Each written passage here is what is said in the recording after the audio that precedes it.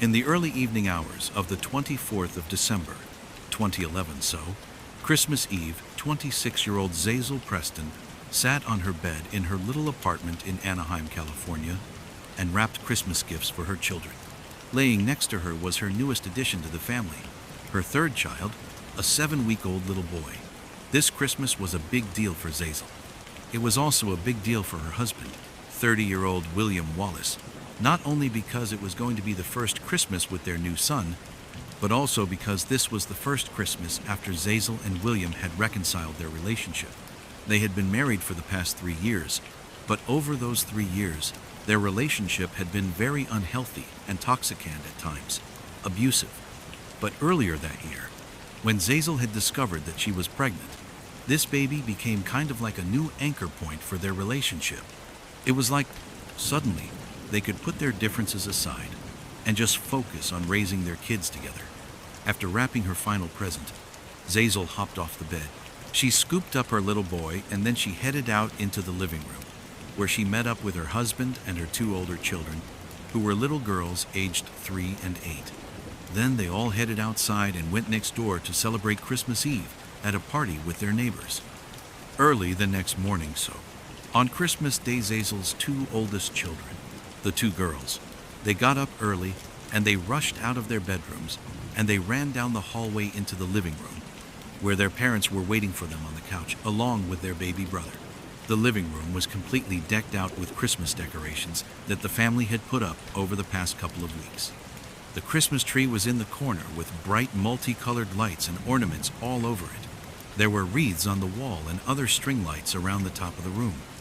And then, over their fireplace, were all of their stockings nailed up, stuffed with goodies. The little girl squealed with delight and ran around the couch and took up spots right underneath the Christmas tree. They grabbed their first present and they turned and looked at their parents on the couch. They saw their dad kind of give them a nod of approval, which meant, okay, you can start opening your gifts. And so the girls happily began tearing into the festive wrapping.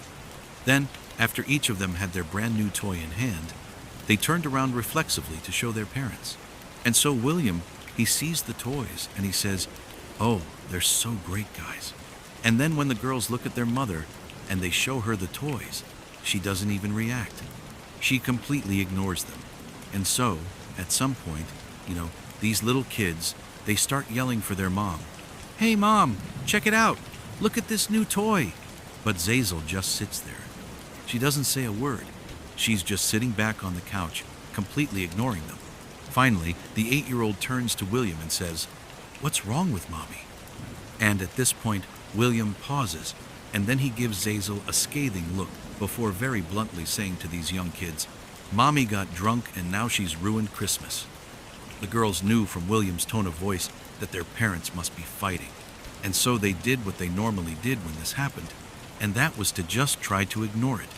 And so the little girls, they turned away from their parents and began opening more presents, doing their best not to disturb their parents, who were sitting silently behind them. Then, a little after 9 a.m., after most of the presents had been opened, William abruptly stood up and walked into the other room and placed a phone call. And then, a few minutes later, there was a loud knock on the front door. The night before, after Zazel and William and their kids had left their neighbor's party and come back to their apartment, Zazel and William had gotten into a vicious fight. And by the time the kids had all gone to bed, the fight between the parents had become very physical. Neighbors would recall, late at night on Christmas Eve, hearing this very loud commotion coming from Zazel and William's apartment. And at some point, apparently, Zazel had tried to run out of the apartment, but William had chased after her and hauled her back inside. The sounds coming from their apartment would eventually stop somewhere in the wee hours of Christmas Day. And then, as the sun came up on Christmas Day, Zazel and William had made their way to the couch and they were sitting there with their 7-week-old baby, waiting for their 2 oldest to wake up and come open presents. Except, when their 2 little girls came out of their bedrooms and bombed into the living room to begin celebrating, only William was alive. Zazel had been beaten to death by William, and after he had beaten her to death the night before, he had dragged her into the living room, set her up on the couch to make it look like she was sitting, and then put sunglasses on her eyes in order to trick the children. And so, all morning, as this 3-year-old and 8-year-old are opening these gifts and turning and showing their mother with excitement. She was dead the whole time. But at around 9 a.m., William realized his charade was not going to last, because his kids were really keyed in to there being something wrong with their mother.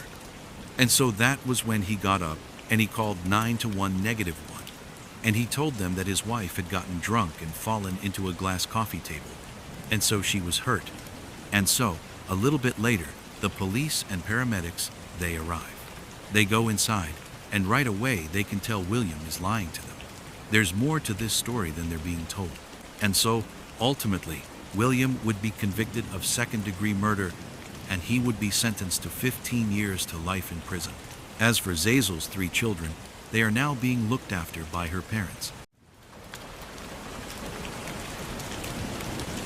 In August of 2015, 16-year-old Nacy Perez suddenly woke up in the middle of the night. As she lay there scanning around the dark, tiny room that she was in, it dawned on her that the most likely reason she had just woken up was because she really needed to use the bathroom. And so, she climbed out of her bed and she began carefully walking across the room, where her other relatives were sleeping on the floor, as she moved towards the back of the house. Nacy lived in a town called La Entrada, which is located in one of the poorest and most dangerous countries in the world, Honduras. But despite the harshness of her reality, Nacy was pretty happy. She had recently married the boy she was in love with. His name was Ruddy, and the two of them were both very excited about their first child, which was due in a matter of months. So, Nacy reached the back of her house. She pushed open the back door, and she stepped out into the hot night air. Then she made the familiar walk across her backyard toward the outhouse. But Nacy would never reach the outhouse. The next morning, Nacy's mother woke up first. Her name was Maria, and as she passed by the back door, she looked outside and she saw Nacy lying on the ground. And so Mariache screams. She runs outside to her daughter and she flips her over. She's looking at her, and Nacy is unresponsive and she's foaming at the mouth. Now, they're in a part of the world where healthcare was not top-notch, not even close. And Honduras is known for being an extremely religious part of the world. And so Maria did not think, oh, I should send my daughter to the hospital, or I should call a doctor. Instead, Maria and the rest of Nacy's family, who had all streamed outside because of the commotion, decided to call a priest to perform an exorcism because the belief was Nacy must be possessed with demons. And so, a priest was hailed to the residence, and the priest would perform an exorcism on Nacy, but it wouldn't do anything. And so, at that point, Maria and the rest of Nacy's family would take Nacy, who was still totally unresponsive, and foaming to the local hospital. But by that point, it was too late. Nacy was dead. When Nacy's family asked the doctors what happened to her, they said they didn't know. And so, heartbroken and confused, Maria and the rest of Nacy's family brought Nacy back home. They had an ad hoc memorial service, and then they buried her the following day. Nacy's husband, Ruddy, who was totally distraught because he has not only lost his wife, he's also lost his unborn child, got up early, and he just had to go to the cemetery to be with his wife. And so he made his way over to the local cemetery, and he found his wife's gravesite. Nacy had not been buried under the earth. Instead, she had been placed into a coffin, and that coffin had been slid into this big, hollowed-out cement block that was as big as a coffin. Then, once the coffin was slid inside, they walled up the opening. So basically, her gravesite was this kind of freestanding, big cement block. And so Ruddy finds Nacy's cement block, and he goes up right next to it. He leans up against it, and he begins to quietly sob. But just seconds later, he would hear something in that cemetery that would cause him to go completely silent, stand up, and sprint away. The day before, approximately 1 or 2 hours after Nacy's coffin was slid inside of that cement tomb and walled up, Nacy woke up. She was never dead. It's unclear what originally caused Nacy to collapse outside of her house on the way to the outhouse, but the two leading theories are: 1, she had a severe panic attack caused by a nearby gunshot, or 2, she had a severe episode of cataplexy. Cataplexy is the sudden, uncontrollable loss of muscle function, often brought on by very strong emotions. A mild case could be just having your knees buckle for a second. A severe case, which is what they believe could have happened to Nay, should result in basically complete paralysis. But whatever the case was, the doctors at the hospital got it wrong. When Nacy was brought to them, she was not dead. And so, when she woke up inside of her coffin that was encased in cement, she began shrieking and trying to pound up against the inside of these tight walls that were pressed up against her. And at some point, she even managed to force her hands up near her head, and she shattered the glass window that sat in her coffin, that looked right down at her face. She broke the glass, but it didn't help her at all, because again, it's just cement on the other side. And so glass shards fell into her mouth and into her eyes. And so she stayed like that, screaming and trying to fight her way out for over 24 hours, trying to get anybody's attention, but nobody heard her. Until her husband Ruddy leaned up against her tomb, and he put his ear right up against the cement and began to cry. And that's when he heard, through the cement, the sound of his wife calling out for help. Ruddy instantly ran and got help. He and his family came back, and they broke open the side of this tomb. They pulled Nacy's coffin out, and even though she was now unresponsive, she had a faint heartbeat. And so they rushed her to the hospital. But by the time she got there, she really had died. Nacy had finally just run out of oxygen, likely, within minutes of her husband finally hearing her screams. In the spring of 2021, 52-year-old Texas resident Karen Davis got married. Then, after the ceremony and after the honeymoon, she went through the process of changing her last name from Davis to McBride to match her husband's last name. After the change was done, the last step was to get a new driver's license with the new name on it. So, Karen emailed the local DMV, or Department of Motor Vehicles, to set up a time for her to come in and make the change to her license. But after she sent that email, the local DMV immediately emailed Karen back, and they told her that they could not help her with this request until she resolved an issue. Now, they didn't specify what this issue was. However, they very cryptically said it had something to do with the state of Oklahoma. And then, at the bottom of the email, there was just a phone number they told her she needed to call in order to resolve this issue. And so Karen's thinking, okay, that's pretty weird, but I did used to live in Oklahoma, so that probably has something to do with it. And so, not thinking much of it, she punched this number the DMV had given her into her phone, and then she let it ring. A few moments later, much to Karen's shock, a woman from the Norman, Oklahoma District Attorney's Office picked up the phone and said, "How can I help you?" Karen immediately assumed that the DMV must have made a mistake, that maybe they were trying to give Karen some other number in Oklahoma because this was an Oklahoma problem, and they had mistakenly given her the number to the DA's office. But since she had this woman on the phone, Karen told her, "Hey, I was just trying to get a new license in Texas. They told me there was some sort of issue. It had to do with me potentially living in Oklahoma. I don't know what it is, but this is the number they gave me. So I'm sure it's a mistake, but that's why I'm calling."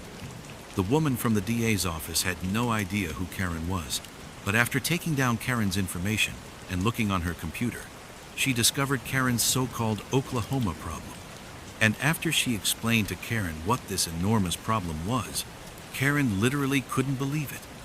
But after this woman went over the details a few more times and really showed Karen that this Oklahoma problem was very, very real, suddenly everything in Karen's life made sense.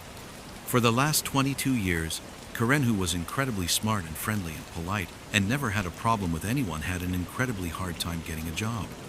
Even jobs that she was extremely qualified for, she would get turned down for someone who was way less qualified.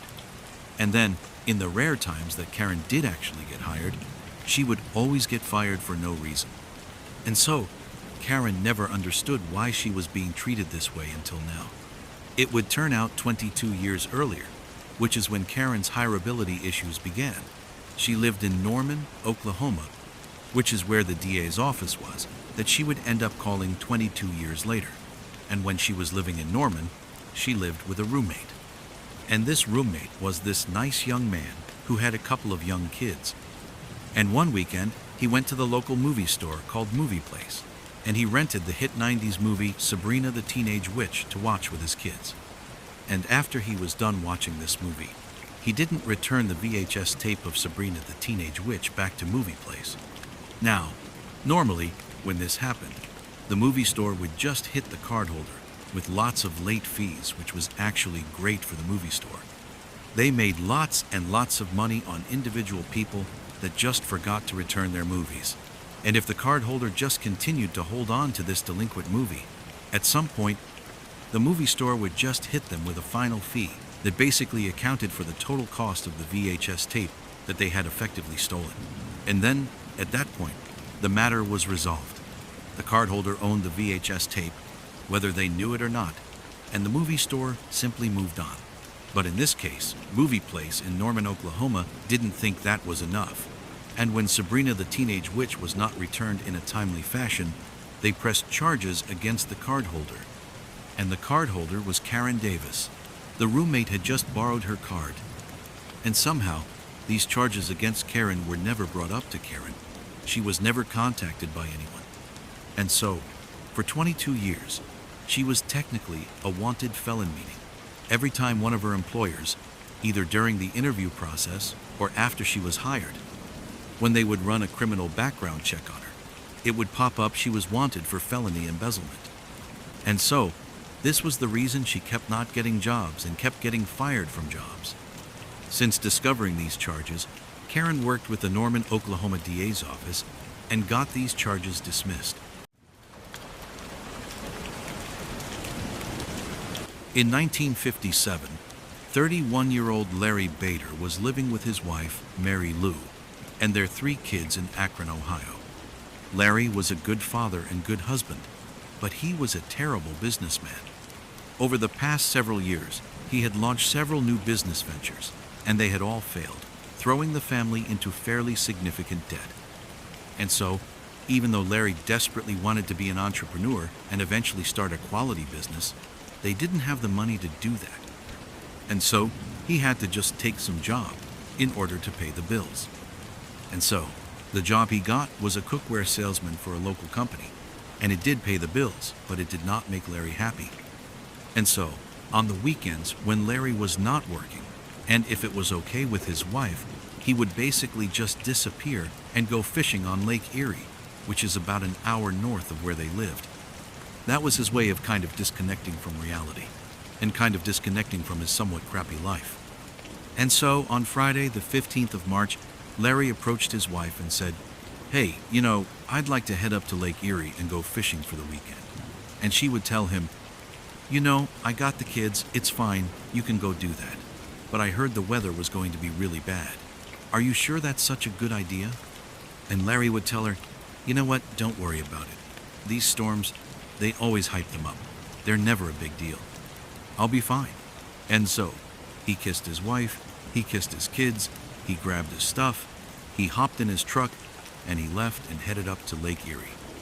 That night, Lake Erie was hit with a massive thunderstorm, way bigger than the one that the news was predicting. And then, the following morning, the Coast Guard discovered Larry's boat floating around on Lake Erie. There was minor damage to it, and it was missing an oar, and it was missing Larry. Larry was nowhere to be found. And so, a search was launched for Larry, but he was never found, and he was eventually declared dead. And so, even though the family did not have Larry's body, they would hold a funeral for him, and his wife was able to actually cash his life insurance policy, which was enough to pay for her and the kids. 8 years later, in 1965, Larry Bader's niece, a 21-year-old woman named Suzanne Pica, was in Chicago at a sporting goods show with a friend of hers.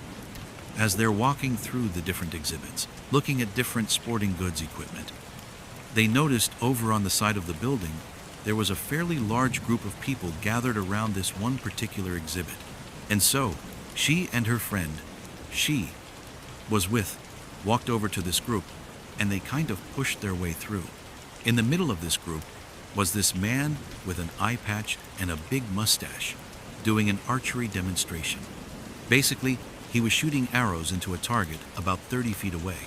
And so Suzanne and her friend just kind of watched this guy for a couple of minutes, and very quickly they could see why he was attracting this big crowd, because he was just an incredible archer. He was hitting the bullseye over and over and over again.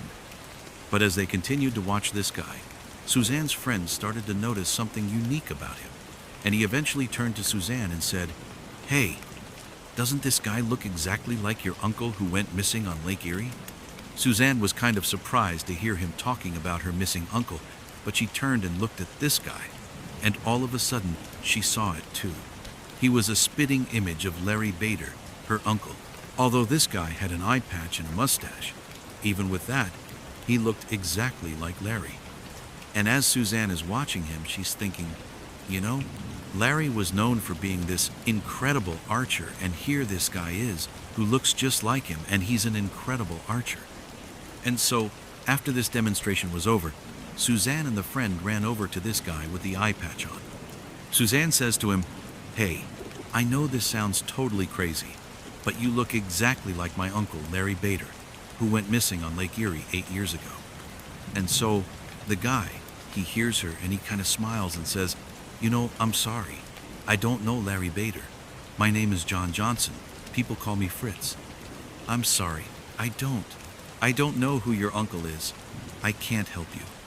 But Suzanne, as she stood there staring at this guy, she was becoming more and more convinced this was Larry Bader, despite the fact this guy is saying he is not Larry Bader. And so she says to him, "No, you are Larry Bader. I'm positive you're my uncle."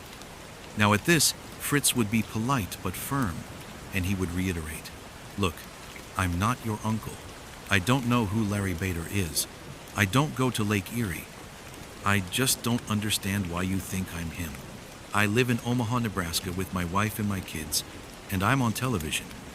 I do sports journalism in Omaha, and I advise archery companies, and that's why I'm here. So I don't know why you think I'm your uncle, but I'm not. I'm sorry." And with that, Fritz turned around and he walked away. After this discussion, Suzanne and her friend were not remotely deterred from what Fritz was saying. They were completely convinced this was Larry Bader. And so they ran to a phone, and Suzanne called her 2 other uncles, so Larry Bader's brothers, and she explained how she met this guy that is the spitting image of their brother. They immediately hopped on a flight that night and flew to Chicago. The following morning, the 2 uncles, along with Suzanne and her friend, they went back to the sporting goods show. They went over to the archery exhibit, and sure enough, there was Fritz doing his archery demonstration. And as soon as there was a break, Suzanne, her friend, and now the 2 uncles, so Larry Bader's brothers, they walk over. And the 2 uncles, as soon as they see this guy, despite the eye patch, despite the mustache, they too would say, "This is our brother." And so they approached him and they said, "Look, I know you're saying you are not our brother. I don't know what's going on here, but you look exactly like our brother. And we have his military paperwork right here with fingerprints. Will you please just humor us and go to the police station with us and get fingerprinted? That way you can prove you really are not our brother. Please, we've been looking for our brother for a long time. This would be a huge favor to us." And so Fritz was annoyed. He didn't want to do it, but he's like, "Okay, fine, I'll go to the police station with you. I'll get my fingerprints taken and we can put this behind us." And so, that day, they left the sporting goods show. They went to a police station, and Fritz had his fingerprints taken. And afterwards, the police would tell him, "You are Larry Bader." When Fritz heard this, he could not believe it. I mean, he literally did not believe he was Larry Bader. It wasn't like this revelation prompted new memories, and suddenly he recalled it all. It was really the opposite. Fritz immediately is trying to rack his brain to figure out, is my whole life a lie? But there was nothing. All he had was a contiguous stretch of memories from when he was a very young child as Fritz Johnson all the way to the present. But we now know that the bulk of his memories are all not real. He was never a child as Fritz Johnson. He was Larry Bader, and then became Fritz Johnson only 8 years earlier. The timeline of what happened to Larry Bader is rough at best. But as far as we understand it, Fritz Johnson showed up in Omaha, Nebraska a couple of days or a couple of months after Larry Bader went missing on Lake Erie. And when Fritz showed up in Omaha, he just walked into a restaurant and asked for a job there, and he had provided documentation that showed he was, in fact, Fritz Johnson, and nobody thought anything of it. He was completely normal. There was nothing unusual about his behavior. And over time, Fritz just kind of threaded himself into the Omaha community. I mean, he got married, he had a child, he adopted another child, he left his job as a bartender at a restaurant, and eventually got this amazing job as a sports television broadcaster for their local channel. I mean, he was like a minor celebrity in Omaha. Everybody recognized, oh, there's Fritz Johnson. He's on television. Hey, Fritz, how you doing? I mean, he had a full-blown life. But as soon as the news broke that he was not Fritz Johnson, he was Larry Bader right away. The television station he worked for fired him. His second wife left him because in reality, he actually was still legally married to his first wife. And so, his marriage to his second wife was never actually real to begin with, and so she leaves him. And then also, because Larry Bader was no longer dead, the insurance company that had paid out all that money to his first wife as part of his life insurance policy, they demanded that he repay them. And throughout all this drama of Fritz finding out he's Larry Bader, Fritz continued to say he was not Larry Bader, that this was all a big mistake. He just could not understand how this could have happened. None of it made sense. And so, eventually, a team of experts, doctors, psychologists, you name it, they came out to Omaha, and they ran Fritz, aka Larry Bader, through a battery of tests over almost 2 weeks.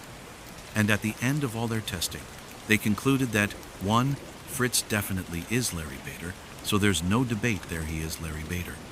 And 2, he is almost certainly suffering from an extreme case of amnesia, which is memory loss. But the doctors and experts had no idea how he developed this case of amnesia.